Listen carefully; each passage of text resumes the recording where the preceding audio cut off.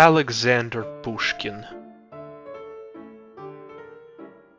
The Queen of Spades.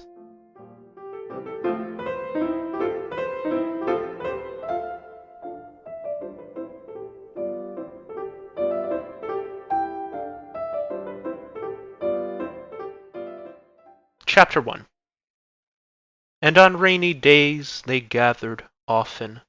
Their stakes, God help them, wavered from 50 to 100, and they won and marked up their winnings with chalk. Thus on rainy days were they busy. There was a card party one day in the rooms of Narumov, an officer of the Horse Guards.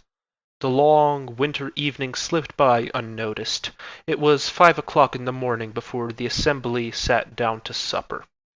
Those who had won ate with a big appetite. The others sat distractedly before their empty plates. But champagne was brought in, the conversation became more lively, and everyone took a part in it. "And how did you get on, Surin?" asked the host. "As usual, I lost. I must confess I have no luck. I never vary my stake, never get heated, never lose my head, and yet I always lose." "And weren't you tempted even once to back on a series? Your strength of mind astonishes me." "What about Herman, then?" said one of the guests, pointing at the young engineer. "He's never held a card in his hand, never doubled a single stake in his life, and yet he sits up until 5 in the morning watching us play." "The game fascinates me," said Herman, "but I am not in the position to sacrifice the essentials of life in the hope of acquiring the luxuries." "Herman's a German. He's cautious, that's all," Tomsky observed. "But if there's one person I can't understand, it's my grandmother, the Countess Anna Fedotovna." "How? Why?" the guests inquired noisily. "I can't understand why it is," Tomsky continued, "that my grandmother doesn't gamble." "But what's so astonishing about an old lady of 80 not gambling?" asked Narumov. "Then you don't know?" "No, indeed, I know nothing." "Oh, well, listen, then. You must know that about 60 years ago my grandmother went to Paris, where she made something of a hit.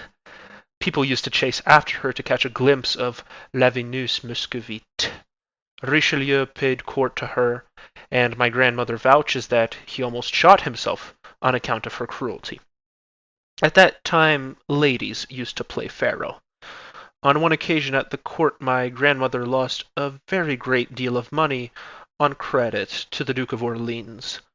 Returning home, she removed the patches from her face, took off her hooped petticoat, announced her loss to my grandfather, and ordered him to pay back the money. My late grandfather, as far as I can remember, was a sort of lackey to my grandmother. He feared her like fire.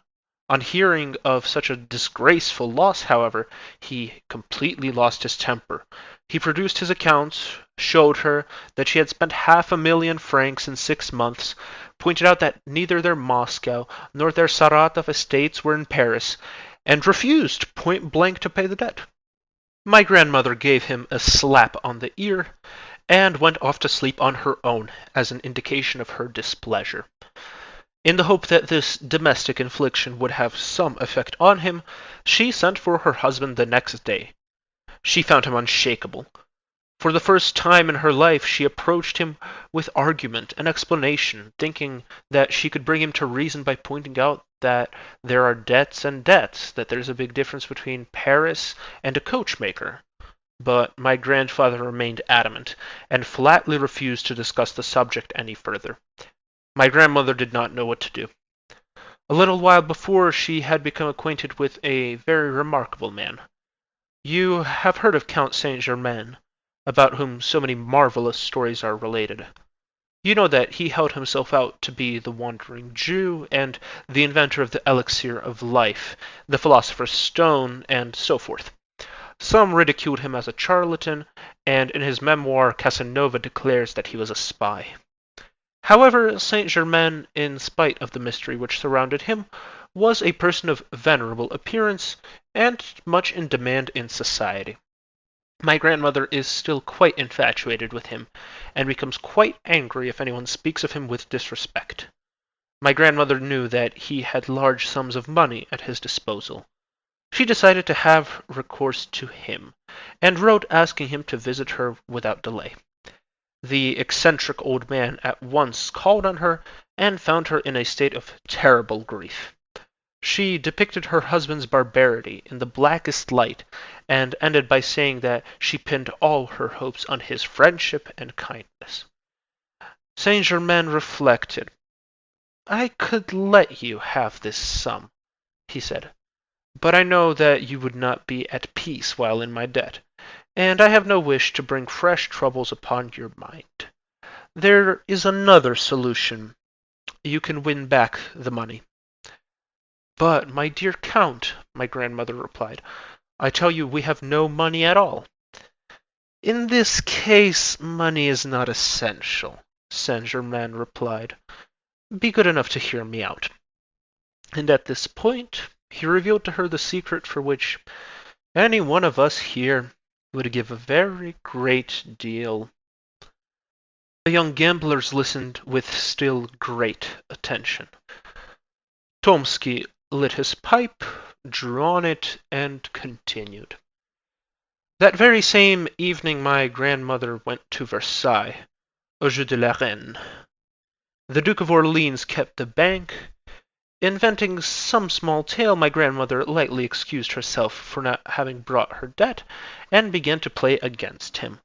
She chose 3 cards and played them one after the other. All 3 won, and my grandmother recouped herself completely. "Pure luck," said one of the guests. "A fairy tale," observed Hermann. "Perhaps the cards were marked?" said a third. "I don't think so," Tomsky replied gravely. "What?" cried Narumov. "You have a grandmother who can guess 3 cards in succession, and you haven't yet contrived to learn her secret?" "No, not much hope of that," replied Tomsky. "She had 4 sons, including my father. All 4 were desperate gamblers, and yet she did not reveal her secret to a single one of them, although it would have been a good thing if she had told me even. But this is what I heard from my uncle, Count Ivan Ilyich, and he gave me his word for its truth. The late Tchaikovsky, the same one who died a pauper after squandering millions in his youth, lost once nearly 300,000 rubles to Zorich, if I remember right. He was in despair. My grandmother, who was most strict in her attitude towards the extravagances of young men, for some reason took pity on Tchaikovsky. She told him the 3 cards on condition that he played them in order, and at the same time she exacted his solemn promise that he would never play again as long as he lived. Tchaikovsky appeared before his victor.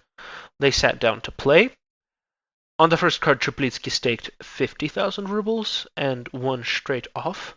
He doubled his stake, redoubled, and won back more than he had lost. But it's time to go to bed.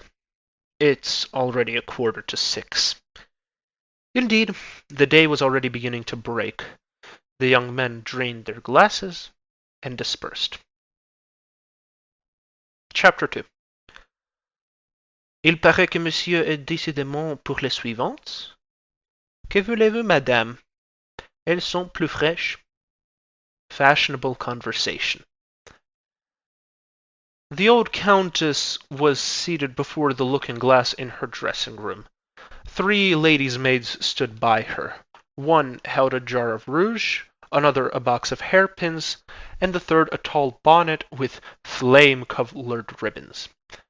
The countess no longer had the slightest pretenses to beauty, which had long since faded from her face, but she still preserved all the habits of her youth, paid strict regard to the fashion of the 70s, and devoted to her dress the same time and attention as she had done 60 years before. At an embroidery frame by the window sat a young lady, her ward. "Good morning, grandmaman," said a young officer as he entered the room. Bonjour, Mademoiselle Lise. Grandmaman, I have a request to make of you. What is it, Paul? I want you to let me introduce one of my friends to you, and to allow me to bring him to the ball on Friday. Bring him straight to the ball, and introduce him to me there. Were you at, yesterday? Of course, it was very gay. We danced until 5 in the morning. How charming Yelitskaya was. But, my dear, what's so charming about her? Isn't she like her grandmother, the Princess Darya Petrovna? By the way, I dare say she's grown very old now, the Princess Darya Petrovna. What do you mean, grow old? Asked Tomsky thoughtlessly. She's been dead for 7 years. The young lady raised her head and made a sign to the young man. He remembered that the death of any of her contemporaries was kept secret from the old countess, and he bit his lip. But the countess heard the news previously unknown to her with the greatest indifference. Dead? She said. And I didn't know it. We were maids of honor together, and when we were presented, the Empress... And for the 100th time the countess related the anecdote to her grandson. Come, Paul, she said, when she was finished with her story. Help me to stand up. Lizonьka, where's my snuff-box? And with her 3 maids the countess went behind a screen to complete her dress. Tomsky was left alone with the young lady. Whom do you wish to introduce? Lizaveta Ivanovna asked softly. Narumov. Do you know him? No. Is he a soldier or a civilian? A soldier. An engineer? No, he's in the cavalry. What made you think he was an engineer? The young lady smiled, but made no reply. Paul, cried the countess from behind the screen, bring along a new novel with you some time, will you? Only please, not one of those modern ones. What do you mean, grandmaman? I mean not the sort of novel in which the hero strangles either of his parents, or in which someone is drowned.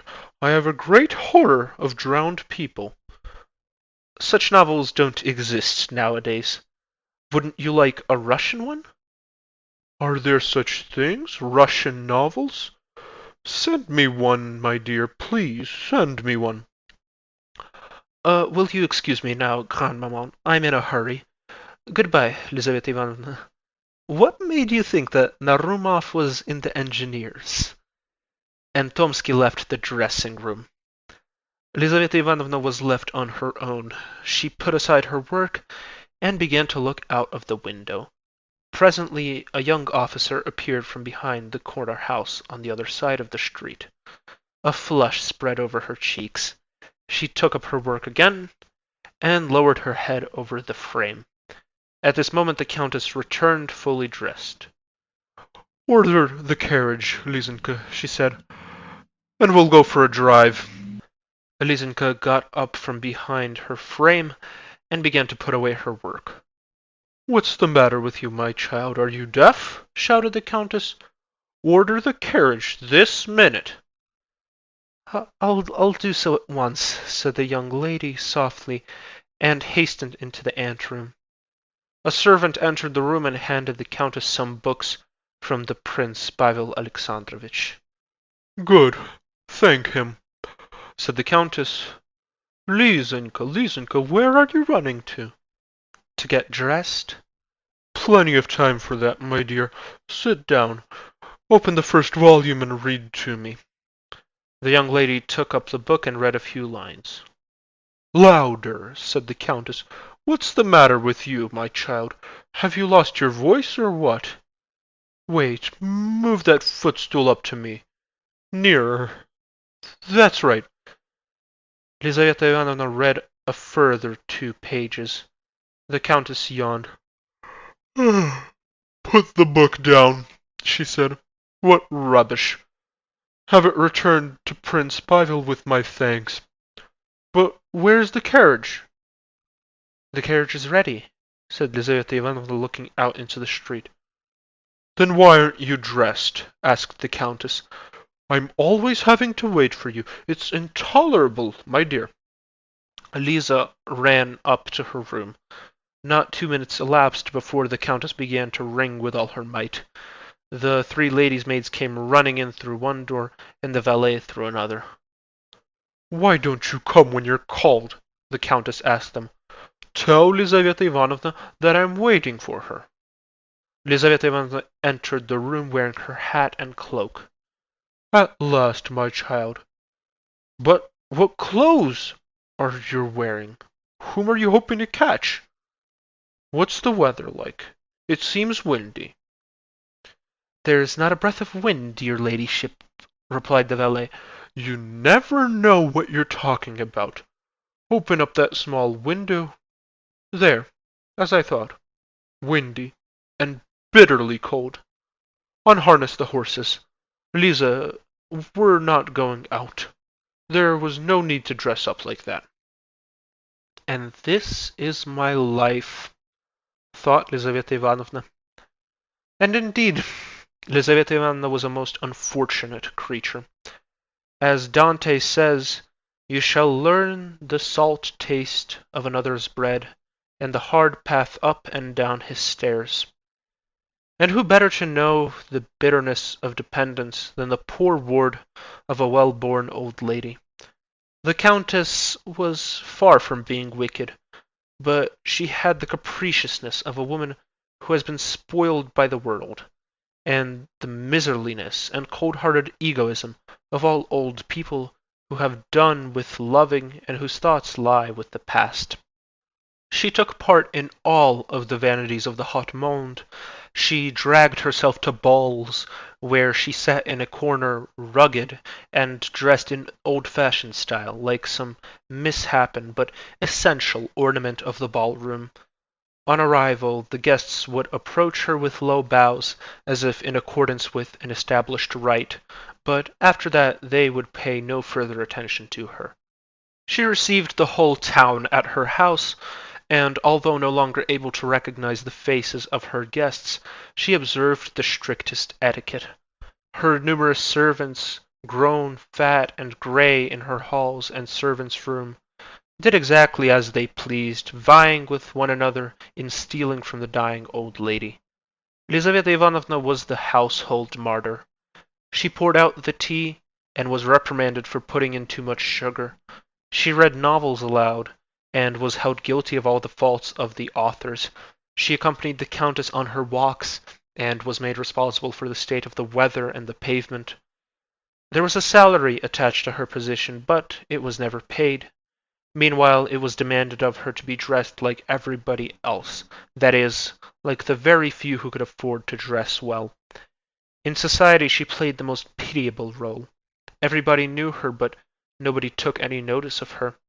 At balls she danced only when there was a partner short, and ladies only took her arm when they needed to go to the dressing room to make some adjustments to their dress.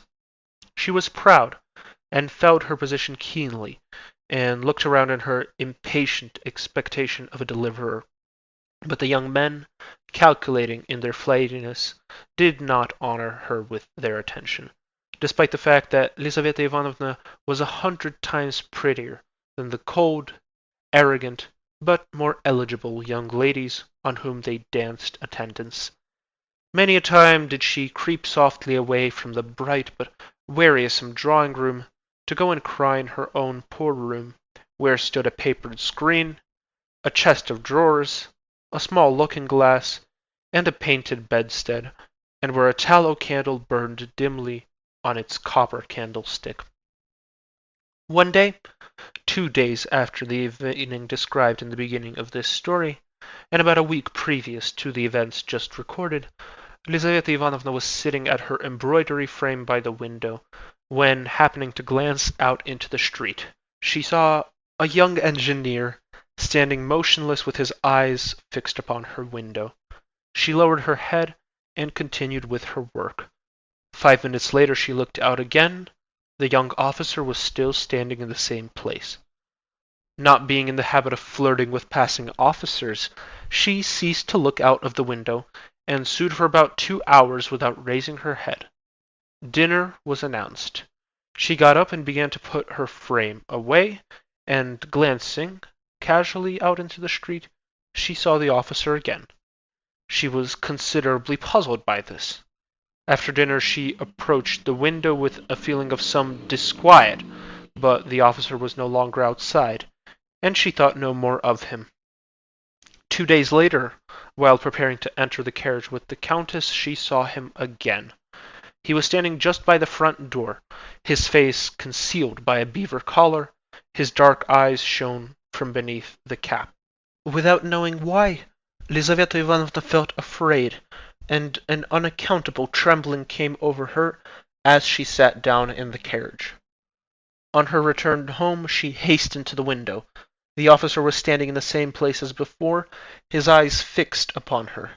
She drew back, tormented by curiosity, and agitated by a feeling that was quite new to her. Since then, not a day has passed without the young man appearing at the customary hour beneath the windows of their house. A sort of mute acquaintance grew between them. At work in her seat, she used to feel him approaching, and would raise her head to look at him for longer and longer each day. The young man seemed to be grateful to her for this. She saw with the sharp eye of youth how a sudden flush would spread across his pale cheeks on each occasion that their glances met. After a week she smiled at him. When Tomsky asked leave of the Countess to introduce one of his friends to her, the poor girl's heart beat fast. But on learning that Narumov was in the Horse Guards and not in the Engineers, she was sorry that, by an indiscreet question, she had betrayed her secret to the light-hearted Tomsky. Hermann was the son of a Russianized German, from whom he had inherited a small amount of money.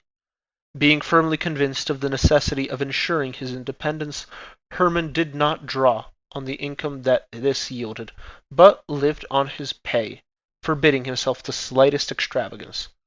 Moreover, he was secretive and ambitious, and his companions rarely had occasion to laugh at his excessive thrift.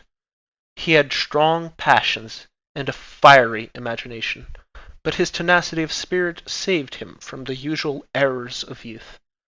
Thus, for example, although at heart a gambler, he never took a card in his hand, for he reckoned that his position did not allow him, as he put it, to sacrifice the essentials of life in the hope of acquiring the luxuries. And meanwhile he would sit up at the card table for whole nights at a time, and follow the different turns of the game with feverish anxiety.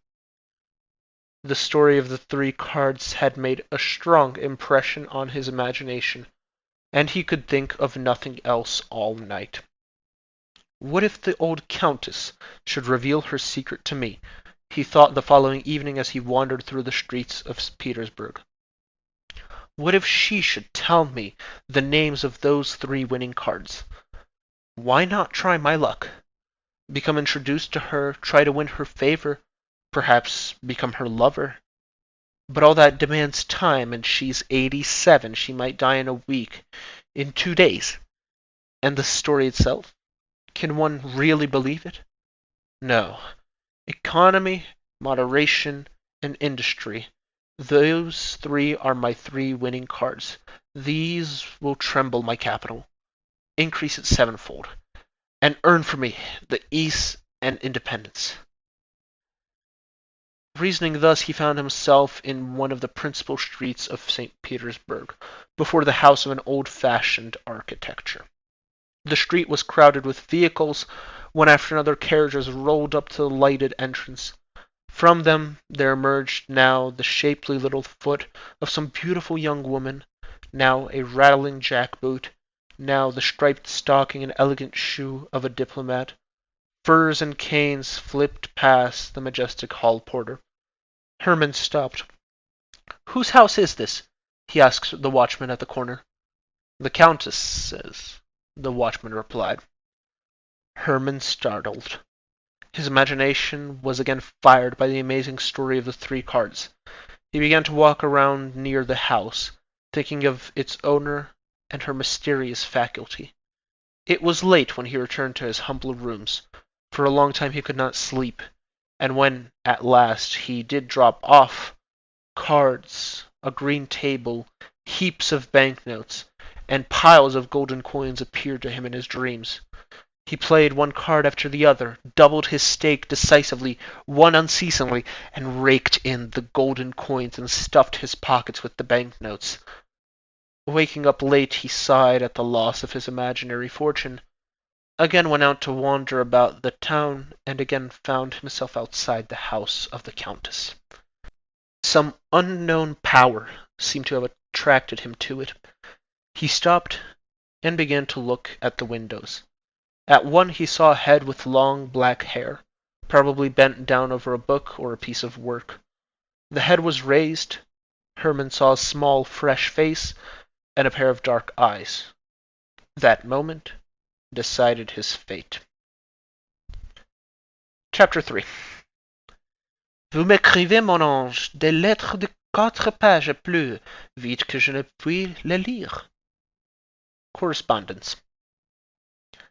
Scarcely had Lizaveta Ivanovna taken off her hat and cloak when the Countess sent for her and again ordered her to have the horses harnessed.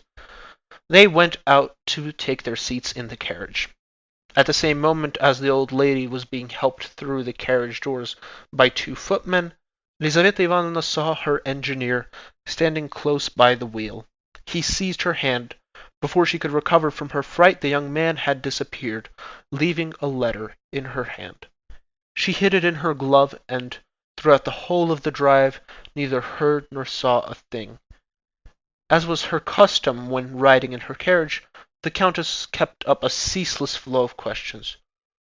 "Who was it who met us just now? What's this bridge called? What's written on that signboard?"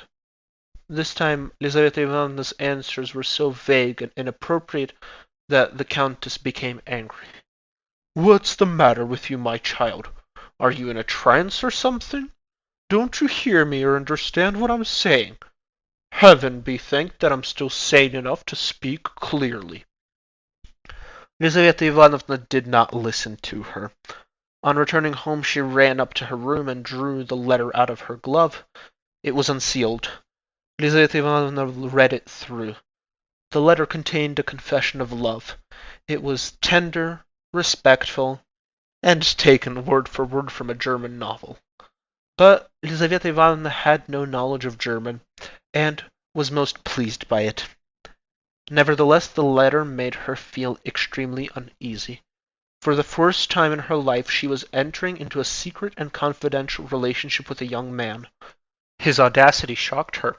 She reproached herself for her imprudent behavior, and did not know what to do.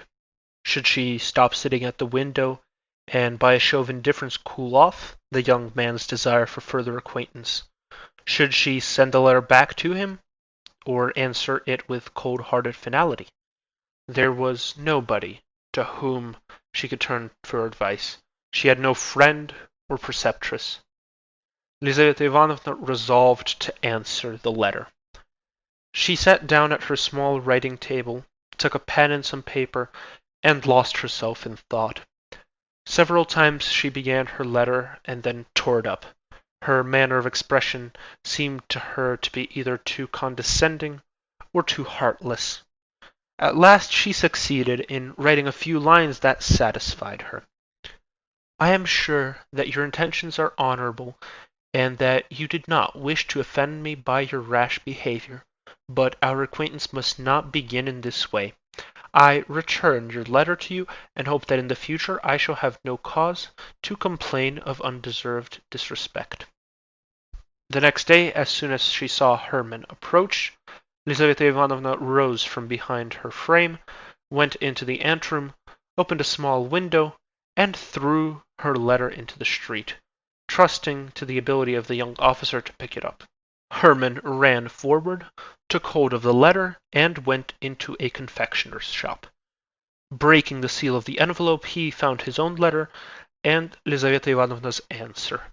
It was as he had expected, and he returned home, deeply preoccupied with his intrigue. 3 days afterward, a bright-eyed young girl brought Lizaveta Ivanovna a letter from a milliner's shop. Lizaveta Ivanovna opened it uneasily, envisioning a demand for money, but she suddenly recognized Hermann's handwriting. "You have made a mistake, my dear," she said. "This letter is not for me." "Oh, but it is," the girl answered cheekily and without concealing a shy smile. "Read it." Lizaveta Ivanovna ran her eyes over the note. Hermann demanded a meeting. "It cannot be," said Lizaveta Ivanovna, frightened at the haste of his demand and the way in which it was made.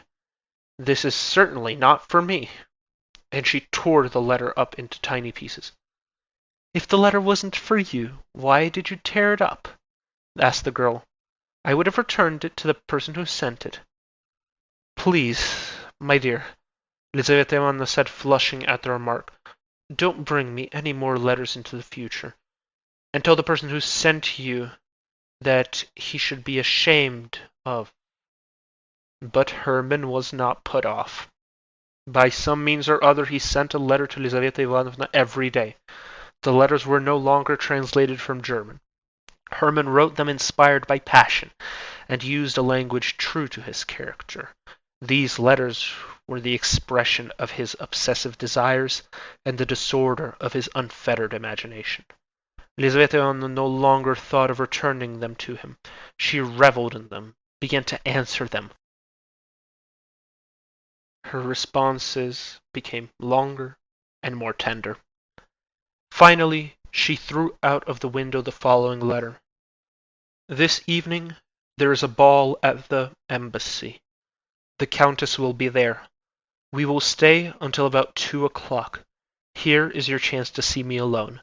As soon as the Countess has left the house, the servants will probably go to their quarters, with the exception of the hall porter, who normally goes out to his closet anyways. Come at 11:30. Walk straight upstairs. If you meet anybody in the anteroom, ask whether the Countess is at home. You will be told no, and there will be nothing you can do but go away. But it is unlikely that you will meet anybody. The ladies' maids sit by themselves, all in the one room.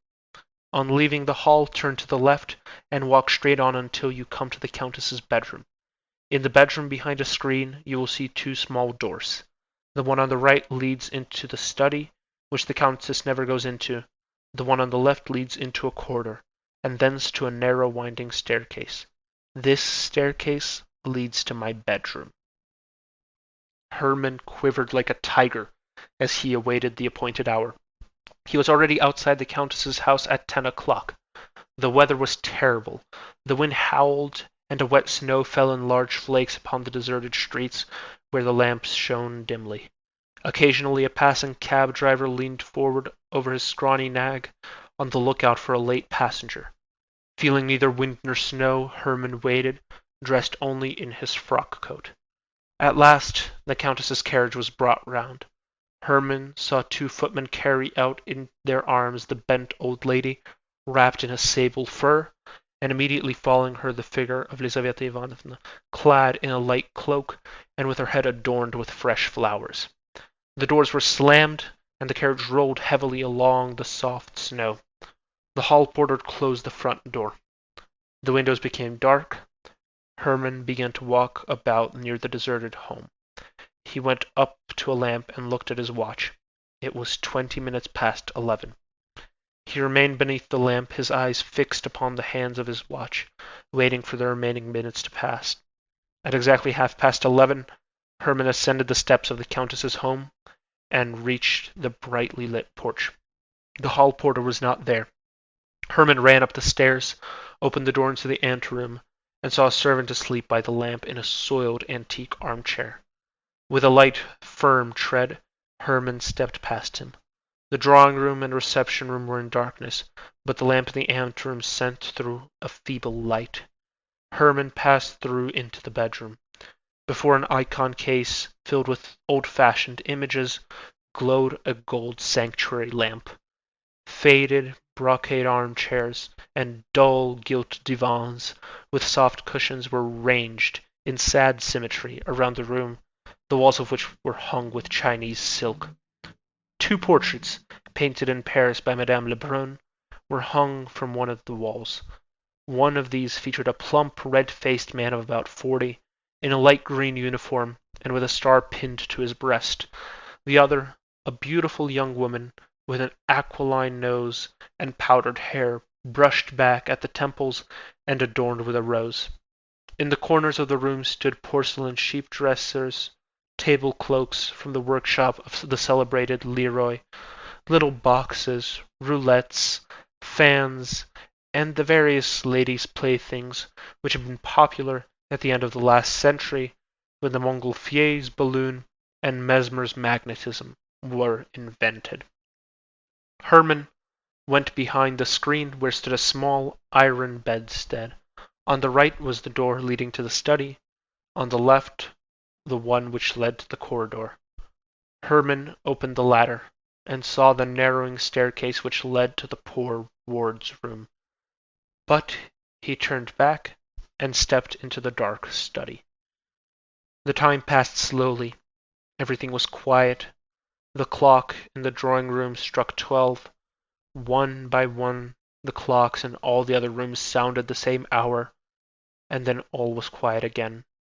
Hermann stood leaning against the cold stove. He was calm. His heart beat evenly, like that of a man who has decided upon some dangerous but necessary action. 1 o'clock sounded. 2 o'clock. He heard the distant rattle of the carriage. He was seized by an involuntary agitation. The carriage drew near and stopped. He heard the sound of the carriage steps being let down. The house suddenly came alive. Servants ran here and there, voices echoed through the house, and the rooms were lit. 3 old maidservants hastened into the bedroom, followed by the Countess, who, tired to death, lowered herself into a Voltairean armchair. Hermann peeped through a crack. Lizaveta Ivanovna went past him. Hermann heard her hurried steps as she went up the narrowed staircase. In his heart there echoed something like the voice of conscience, but it grew silent, and his heart once more turned to stone.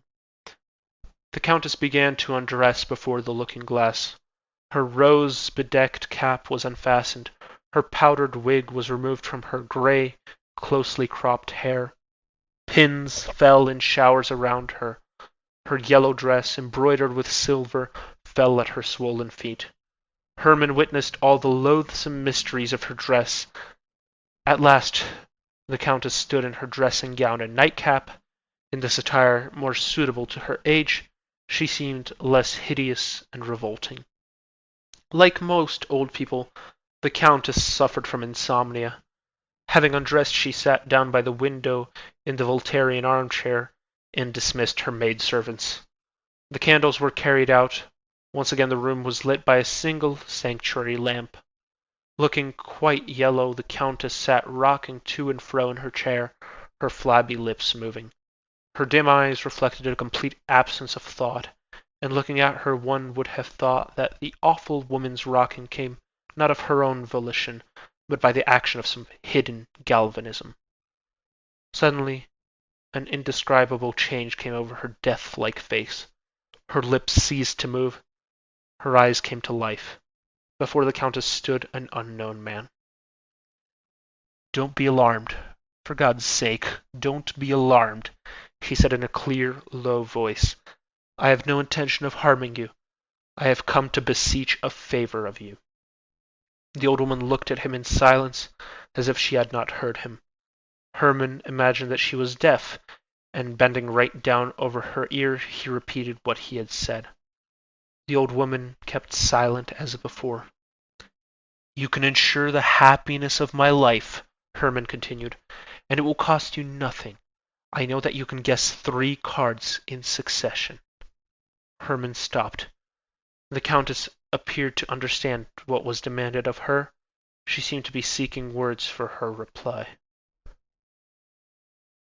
"It was a joke," she said at last. "I swear to you, it was a joke." "There's nothing to joke about," Herman retorted angrily. "Remember Chaplitsky, whom you helped to win." The Countess was visibly disconcerted, and her features expressed strong emotion, but she quickly resumed her former impassivity. "Can you name these 3 winning cards?" Herman continued. The Countess was silent. Herman went on. "For whom do you keep your secret? For your grandsons. They are rich, and they can do without it. They don't know the value of money. Your 3 cards will not help a spendthrift. He who cannot keep his paternal inheritance will die in vain, even if he has the devil at his side. I am not a spendthrift. I know the value of money. Your 3 cards will not be lost on me. Come." He stopped and awaited her answer with trepidation. The Countess was silent. Herman fell upon his knees. "If your heart has ever known the feeling of love," he said, "if you remember its ecstasies, if you ever smiled at the wailing of your newborn son, if any human feeling has run through your breast, I entreat you, by the feelings of a wife, a lover, a mother, by everything that is sacred in life, not to deny my request. Reveal your secret to me. What is it to you? Perhaps it is bound up with some dreadful sin, with the loss of eternal bliss, with some contract made with the devil.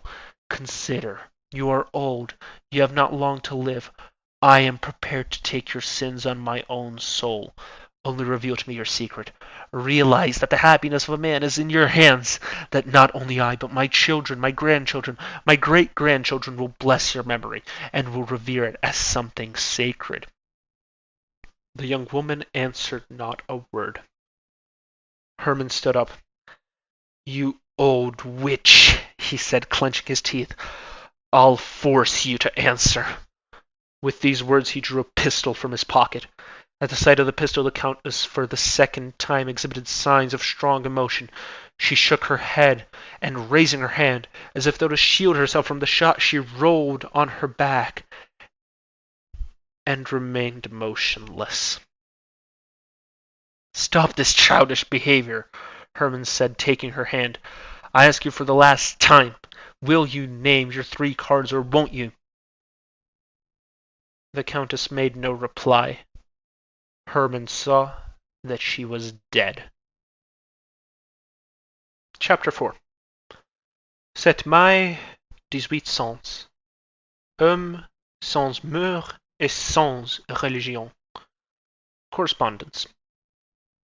Still in her ball dress, Lizaveta Ivanovna sat in her room, lost in thought.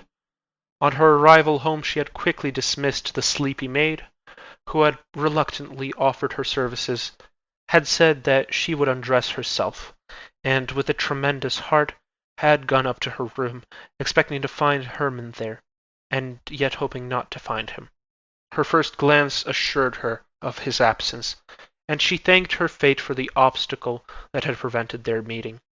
She sat down without undressing, and began to recall all the circumstances which had lured her so far in so short a time. It was not 3 weeks since she had first seen the young man from the window, and yet she was already in correspondence with him, and already he had managed to persuade her to grant him a nocturnal meeting. She knew his name only because some of his letters had been signed. She had never spoken to him, nor heard his voice, nor heard anything about him, until that very evening. Strange thing. That very evening Tomsky, vexed with the Princess Polina for not flirting with him as she usually did, had wished to avenge himself by a show of indifference. He had therefore summoned Lizaveta Ivanovna, and together they had danced an endless mazurka. All the time they were dancing he had teased her about her parley to officers of the engineers, had assured her that he knew far more than she would have supposed possible, and indeed some of his jests were so successfully aimed that on several occasions Lizaveta Ivanovna had thought that her secret was known to him. "From whom have you discovered all this?" she asked, laughing. "From a friend of the person whom you know so well," Tomsky answered. "From a most remarkable man." "Who is this remarkable man?" "He is called Hermann." Lizaveta Ivanovna made no reply, but her hands and feet turned quite numb. "This Hermann," Tomsky continued, "is a truly romantic figure. He has the profile of a Napoleon and the soul of a Mephistopheles. I should think that he has at least 3 crimes on his conscience. How pale you have turned! I have a headache. What did this Hermann, or whatever his name is, tell you?" "Hermann is most displeased with his friend. He says that he would act quite differently in his place. I even think that Hermann himself has designs on you. At any rate, he listens to the exclamations of his enamored friend with anything but indifference." "But where has he seen me?" "At church, perhaps, on a walk, God only knows. Perhaps in your room whilst you were asleep. He's quite capable of it." 3 ladies approaching him with the question, "Oubliez ou regrette?" interrupted the conversation, which had become so agonizingly interesting to Lizaveta Ivanovna. The lady chosen by Tomsky was the Princess Polina herself. She succeeded in clearing up the misunderstanding between them during the many turns and movements of the dance, after which he conducted her to her chair. Tomsky returned to his own place. He no longer had any thoughts for Hermann or Lizaveta Ivanovna, who desperately wanted to renew her interrupted conversation. But the mazurka came to an end, and shortly afterwards the old countess left. Tomsky's words were nothing but ballroom chatter, but they made a deep impression upon the mind of the young dreamer. The portrait sketched by Tomsky resembled the image she herself had formed of Hermann, and thanks to the latest romantic novels, Hermann's quite commonplace face took on the attributes that both frightened and captivated her imagination. Now she sat, her uncovered arms crossed, her head still adorned with flowers bent over her bare shoulders. Suddenly the door opened, and Hermann entered. She shuddered. "Where have you been?" she asked in a frightened whisper. "In the old countess's bedroom," Hermann answered. "I have just left it. The countess is dead." "Good God! What are you saying?" "And it seems," Hermann continued, "that I am the cause of her death." Lizaveta Ivanovna looked at him, and the words of Tomsky echoed in her mind. He has at least 3 crimes on his conscience. Hermann sat down beside her on the window-sill and told her everything. Lizaveta Ivanovna listened to him with horror. So those passionate letters, those ardent demands, the whole impertinent and obstinate pursuit, all that was not love. Money. That was what his soul craved for. It was not she who could satisfy his desire and make him happy.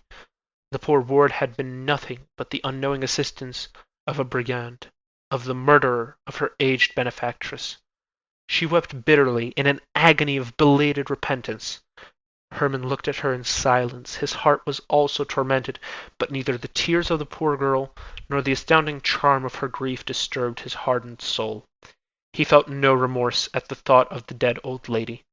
He felt dismay for only one thing, the irretrievable loss of the secret upon which he had relied for enrichment. "You are a monster," Lizaveta Ivanovna said at last. "I did not wish for her death," Hermann answered. "My pistol wasn't loaded." They were silent.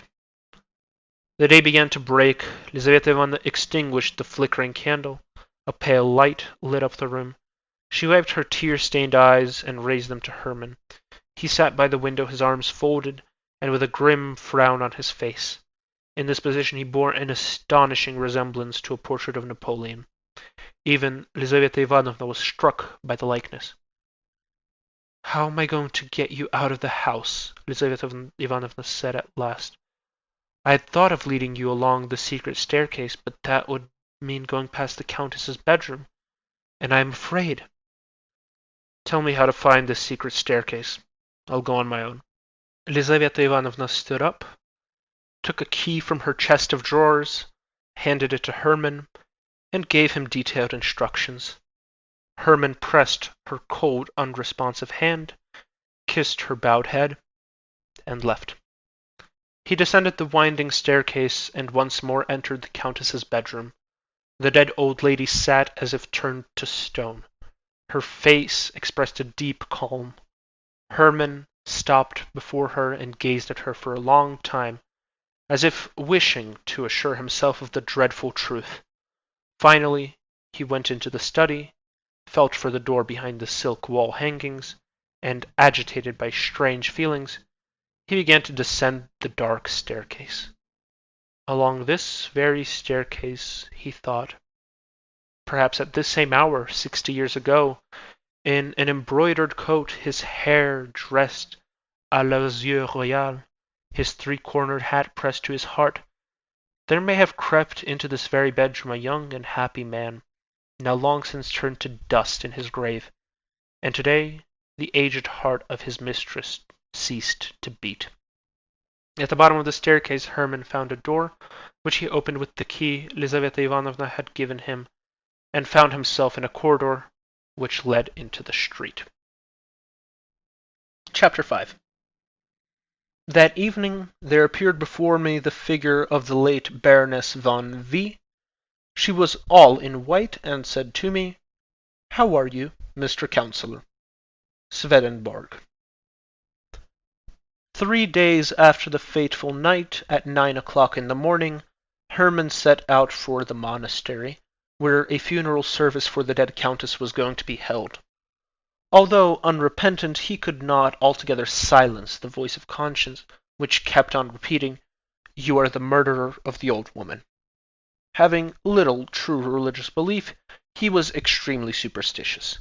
He believed that the dead countess could exercise a harmful influence on his life, and he had therefore resolved to be present at the funeral in order to ask for her forgiveness. The church was full. Hermann could scarcely make his way through the crowd of people. The coffin stood on a rich catafalque beneath a velvet canopy. Within it lay the dead woman, her arms folded up on her chest, and dressed in a white satin robe, with a lace cap on her head. Around her stood the members of her household, servants in black coats, with armorial ribbons under their shoulders, and candles in their hands. Their relatives, children, grandchildren, great-grandchildren, in deep mourning. Nobody cried. Tears would have been une affectation. The countess was so old that her death could have surprised nobody, and her relatives had long considered her as having outlived herself. A young bishop pronounced the funeral sermon. In simple, moving words, he described the peaceful end of the righteous woman, who for many years had been in quiet and touching preparation for a Christian end. The angel of death found her, the speaker said, waiting for the midnight bridegroom, vigilant in godly meditation. The service was completed with sad decorum. The relatives were the first to take leave of the body. Then the numerous guests went up to pay final homage to her, who had so long participated in their frivolous amusements. They were followed by all the members of the countess's household, the last of whom was an old housekeeper of the same age as the countess. She was supported by 2 young girls, who led her up to the coffin. She had not the strength to bow down to the ground, and merely shed a few tears as she kissed the cold hand of her mistress. After that, Hermann decided to approach the coffin. He knelt down and for several minutes lay on the cold floor, which was strewn with fir branches. At last he got up, as pale as the dead woman herself. He went up the steps of the catafalque, and bent his head over the body of the countess. At that very moment it seemed to him that the dead woman gave him a mocking glance, and winked at him. Hermann, hurriedly stepping back, missed his footing and crashed on his back against the ground. He was helped to his feet. At the same moment Lizaveta Ivanovna was carried out in a faint to the porch of the church. These events disturbed the solemnity of the gloomy ceremony for a few moments. A subdued murmur rose among the congregation, and a tall, thin chamberlain, A near relative of the dead woman whispered in the ear of an Englishman standing by him that the young officer was the Countess's illegitimate son, to which the Englishman replied coldly, "Oh?" For the whole of that day Hermann was exceedingly troubled. He went into a secluded inn for dinner, and contrary to his usual custom, and in the hope of silencing his inward agitation, he drank heavily. But the wine fired his imagination still more. Returning home, he threw himself onto his bed without undressing, and fell into a heavy sleep. It was already night when he awoke. The moon lit up his room. He glanced at his watch. It was 2:45. He found he could not go back to sleep. He sat down on his bed and thought about the funeral of the old countess. At that moment somebody in the street glanced in at his window and immediately went away again. Hermann paid no attention to the incident. A minute or so later he heard the door into the front room being opened. Hermann imagined that it was his orderly, drunk as usual, returning from some nocturnal outing. But he heard unfamiliar footsteps and the soft shuffling of slippers. The door opened. A woman in a white dress entered. Hermann mistook her for his old wet nurse, and wondered what could have brought her out at this time of the night. But the woman in white glided across the room and suddenly appeared before him, and Hermann recognized the Countess. "I have come to you against my will," she said in a firm voice, "but I have been ordered to fulfill your request. 3, 7, and ace, played in that order, will win for you, but only on condition that you play not more than one card in 24 hours, and that you never play again for the rest of your life. I'll forgive you my death if you marry my ward, Lizaveta Ivanovna." With these words, she turned round quietly, walked towards the door, and disappeared, her slippers shuffling. Hermann heard the door in the hall bang, and again saw somebody look at him through the window. For a long time Hermann could not collect his senses. He went out into the next room. His orderly was lying asleep on the floor. Hermann could scarcely wake him. The orderly was as usual drunk, and it was impossible to get any sense out of him. The door into the hall was locked. Hermann returned to his room, lit a candle, and recorded the details of his vision. Chapter 6. Attendez. How dare you say to me, attendez? Your Excellency. I said, attendez, sir. Two fixed ideas can no more exist in one mind than, in the physical sense, two bodies cannot occupy one and the same place. 3, 7, and ace soon eclipsed from Hermann's mind the form of the dead old lady. 3, 7, and ace never left his thoughts, were constantly on his lips. At the sight of a young woman, he would say, "How shapely is she, just like the 3 of hearts." When asked the time, he would reply, "About 7." Every pot-bellied man he saw reminded him of an ace. 3, 7, and ace, assuming all possible shapes, persecuted him in his sleep. The 3 bloomed before him in the shape of some luxurious flower.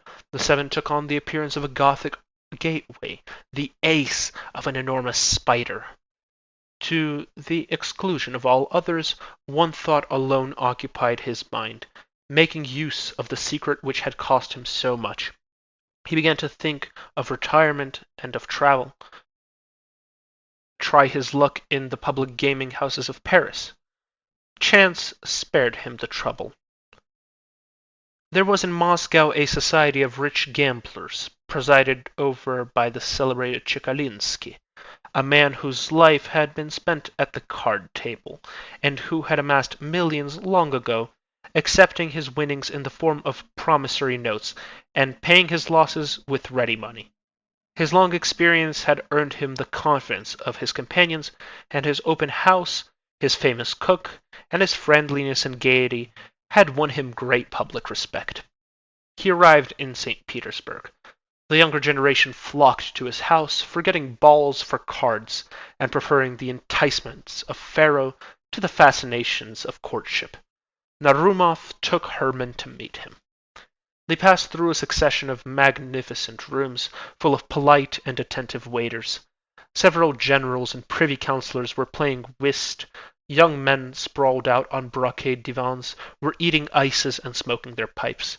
In the drawing room, seated at the head of a long table, around which were crowded about 20 players, the host kept bank. He was a most respectable-looking man of about 60. His head was covered with silvery grey hair, and his full, fresh face expressed good nature. His eyes, enlivened by a perpetual smile, shone brightly. Narumov introduced Hermann to him. Tchaikovsky shook his hand warmly, requested him not to stand on ceremony, and went on dealing. The game lasted a long time. More than 30 cards lay on the table. Tchaikovsky paused after each round in order to give the players time to arrange their cards, wrote down their losses, listened politely to their demands, and more politely still allowed them to retract any stake accidentally left on the table. At last the game finished. Tchaikovsky shuffled the cards and prepared to deal again. "Allow me to place a stake," Hermann said, stretching out his hand from behind a fat gentleman who was punting there. Tchaikovsky smiled and nodded silently as a sign of his consent. Narumov laughingly congratulated Hermann on forswearing a long-standing principle and wished him a lucky beginning. "I've staked," Hermann said as he chalked up the amount, which was very considerable, on the back of his card. "How much is it?" asked the banker, screwing up his eyes. "Forgive me, but I can't make it out." 47,000 rubles, Hermann replied. At these words, every head in the room turned, and all eyes were fixed on Hermann. "He's gone out of his mind," Narumov thought. "Allow me to observe to you," Tchaikovsky said with his invariable smile, "that your stake is extremely high. No one here has ever put more than 275 rubles on a single card."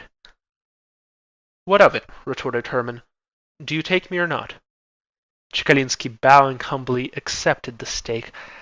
"However, I would like to say," he said, "that being judged worthy of the confidence of my friends, I can only bank against ready money. For my own part, of course, I am sure that your word is enough, but for the sake of the order of the game and of the accounts, I must ask you to place your money on the card." Hermann drew a banknote from his pocket and handed it to Tchaikovsky, who, giving it a cursory glance, put it on Hermann's card. He began to deal. On the right, a 9 turned up, on the left, a 3. "The 3 wins," said Hermann, showing his card. A murmur arose among the players. Tchaikovsky frowned, but instantly the smile returned to his face. "Do you wish to take the money now?" he asked Hermann. "If you would be so kind." Tchaikovsky drew a number of banknotes from his pocket and settled up immediately. Hermann took up his money and left the table. Narumov was too astounded even to think. Hermann drank a glass of lemonade and went home. The next evening he again appeared at Tchaikovsky's. The host was dealing. Hermann walked up to the table. The players already there immediately gave way to him. Tchaikovsky bowed graciously. Hermann waited for the next deal, took a card, and placed on it his 47,000 rubles, together with the winnings of the previous evening.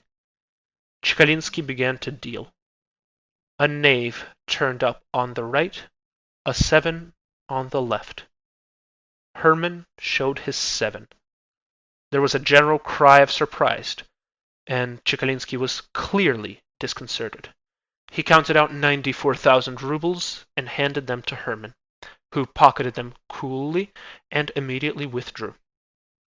The following evening Hermann again appeared at the table. Everyone was expecting him. The generals and privy councillors abandoned their whist in order to watch such unusual play. The young officers jumped up from their divans. All the waiters gathered in the drawing room. Hermann was surrounded by a crowd of people. The other players held back their cards, impatient to see how Hermann would get on. Hermann stood at the table and prepared to play alone against the pale but still smiling Tchaikovsky. Each unsealed a pack of cards. Tchaikovsky shuffled. Hermann drew and placed his card, covering it with a heap of banknotes. It was like a duel. A deep silence reigned all around. His hands shaking, Tchaikovsky began to deal. On the right lay a queen, on the left an ace. The ace wins, said Hermann and showed his card. Your queen is killed, Tchaikovsky said kindly. Hermann startled. Indeed, instead of an ace, before him lay the Queen of Spades. He could not believe his eyes. He could not understand how he could have slipped up. At that moment it seemed to him that the Queen of Spades winked at him and smiled. He was struck by an unusual likeness. The old woman! He shouted in terror. Tchaikovsky gathered up his winnings. Hermann stood motionless. When he left the table, people began to converse noisily. Famously punted, the players said. Tchaikovsky shuffled the cards afresh. Play went on as usual. Conclusion. Hermann went mad. He is now installed in room 17 at the Abukhov hospital. He answers no questions, but merely mutters with unusual rapidity, 3-7 ace, 3-7 queen. Lizaveta Ivanovna has married a very agreeable young man who has a good position in the service somewhere. He is the son of the former steward of the old countess. Lizaveta Ivanovna is bringing up a poor relative. Tomsky has been promoted to the rank of captain and is going to marry Princess Palina.